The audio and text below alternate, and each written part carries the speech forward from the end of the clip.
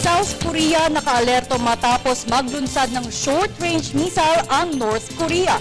Ang detalye sa ulat ni Julius Desamburon.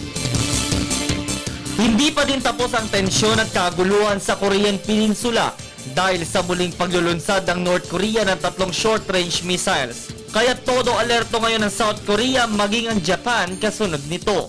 Sa pahayag ng South Korean Defense Ministry, 2 umano sa natura na inilunsad ay pawang tumama sa east coast ng Korean Peninsula. Dagdag pa nila magkahiwalay ang pagpapalipad nito. Mayroon sa umaga at mayroon din sa hapon.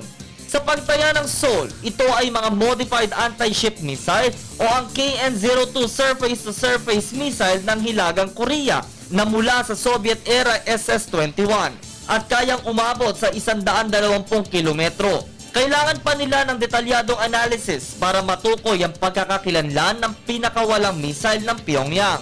Sa mga insidenteng ito, naniniwala ang South Korea na bahagi ng military exercises o missile test ang panibagong provokasyon ng komunistang bansa. Pero paiigtingin nila ang monitoring laban sa North Korea kasabay ng pagpapanatili ng high-level readiness sa buong bansa. Hindi pa umano malinaw ang motibo ng Pyongyang lalo na't ilang linggo na itong kumalma sa mga banta laban sa Amerika at South Korea.